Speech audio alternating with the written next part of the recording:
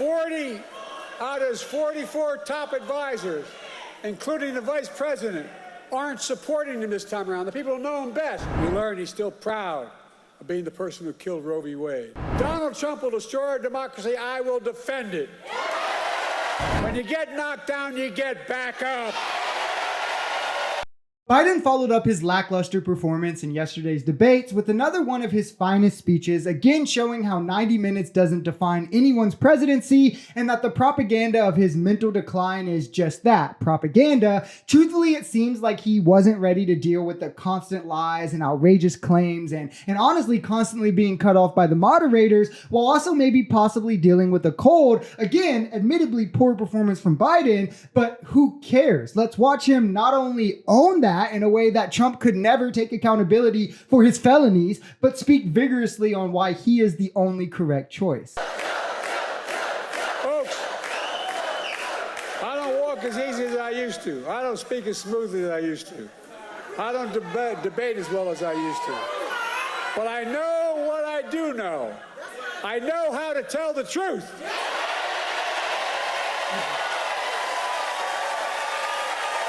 I know right from wrong. And I know how to do this job. I know how to get things done. And I know, like millions of Americans know, when you get knocked down, you get back up. Trump could literally never deliver a speech like this, and when you hear these talking points of mental decline and he showed himself last night, you have to take everything into account, like how Biden does meetings regularly. There's never been one report of him being incoherent or babbling or one bad thing being said about him in speech. Trump's special counsel Robert Hur had a sit-down meeting with him and said that he has a photographic-like memory. Now, while debates are largely performative, I can admit that Trump's the better performer. It comes with being a chronic liar your entire life. We've seen both men's presidencies, and it's not even close. Biden passed more bipartisan legislation than Trump passed total while having the Republican House and Senate for 2 of those years. Trump failed to deliver infrastructure, childcare, the wall, and Obamacare replacement, and those were his core platform pieces when he ran in 2016. If he didn't deliver a single one of the things he promised then, while having the House and Senate, what makes you think it'll be any different this time around? Serious question for anyone who wants to take that one up. The way that Biden is able to own his own downfalls, admit his shortcomings where he failed, versus Trump, who will never take accountability even when courts found him liable of fraud, liable of rape, liable of defamation, and convicted him on 34 felonies, and he's just like, nope, not me. That alone shows the difference in character between these two men. We learned some important truths about Donald Trump last night. We learned he's still proud of being the person who killed Roe v. Wade. We learned, we learned he's still proud about the pain and cruelties inflicted on America's women. We learned he still believes that politicians, not doctors and women, should make decisions about the woman's health. We learned that if he's elected again and the MAGA Republicans pass a national ban on abortion, he will sign it. Trump lost the woman vote or any possibility of gaining it back when the 3 justices he elected overturned Roe v. Wade in 2022, and he doesn't even try to hide about being proud about it. The effects are being felt nationwide from women in each and every state, women having to flee states to terminate even non-viable pregnancies, children, rape victims, incest victims being forced to carry to term, women with life-threatening emergencies being forced to put their lives at risk. Maternal mortality has already risen in states with these extreme bans, 7% in any state that has a restriction, 51% when there's physician requirements, 29% with Medicaid funding restrictions. It's time to codify Roe into law and get rid of the man who allowed this unjust action, these unjust laws to even come to fruition. 40 out of his 44 top advisors, including the vice president, aren't supporting him this time around. The people who know him best, 40 of them said, I will not support the man I work for this time around. It tells you a lot about the person who knows him. Look, he lied about how great he was on crime. I had to remind him that he oversaw a record increase in murder rates in 2020. On my watch, violent crime has hit a 50-year low. There's more to do with a 50-year low. And then I pointed out But the only convicted criminal on the stage last night was Donald Trump. When I thought about his 34 felony convictions, his sexual assault on a woman in a public place, his being fined $400 million for business fraud, I thought to myself, Donald Trump isn't just a convicted felon. Donald Trump is a one-man crime wave.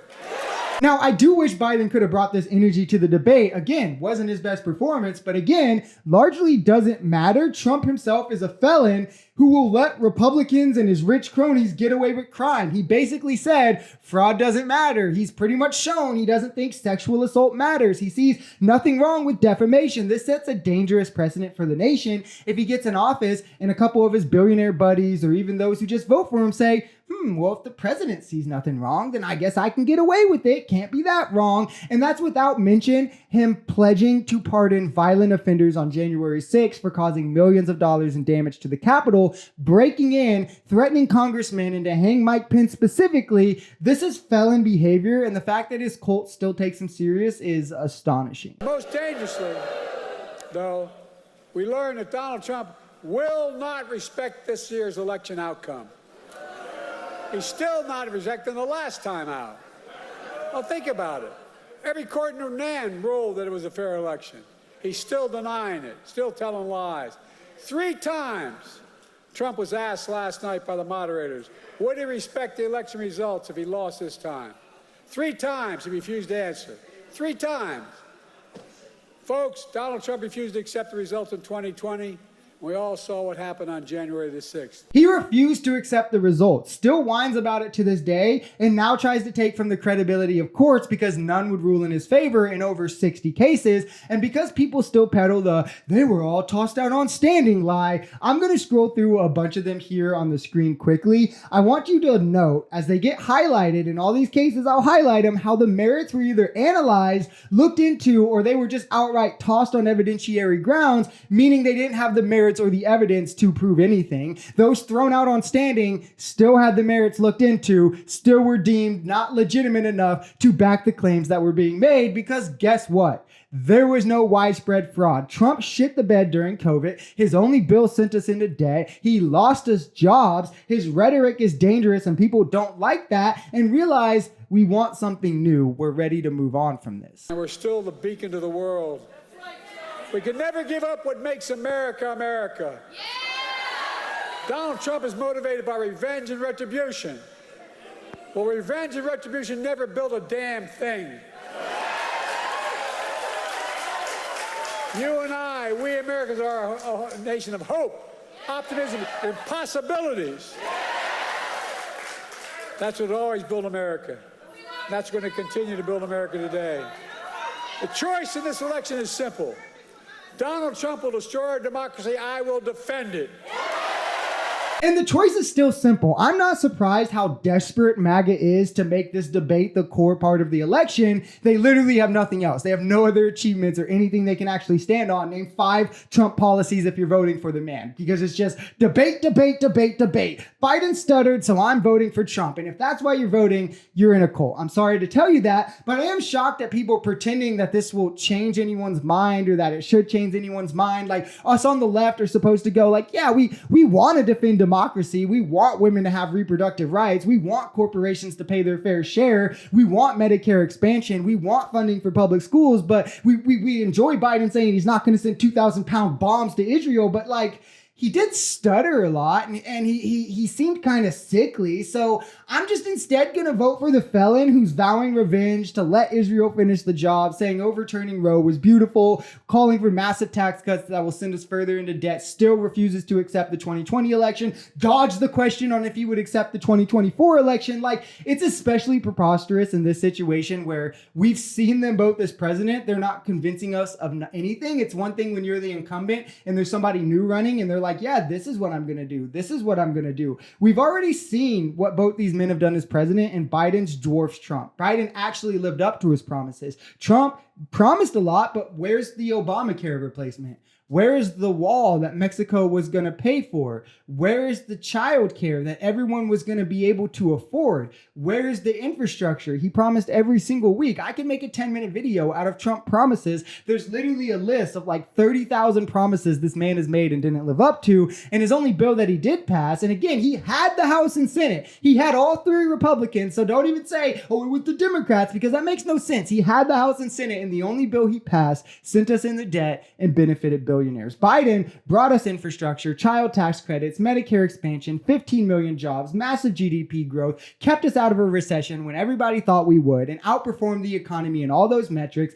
And Republicans can't fight his presidency on the merit of those achievements. So instead, they're just going to shove a bad debate in everybody's face and pretends it vindicates their claims about mental competency, or actually pretend that voting off a debate is something you're supposed to do as an adult.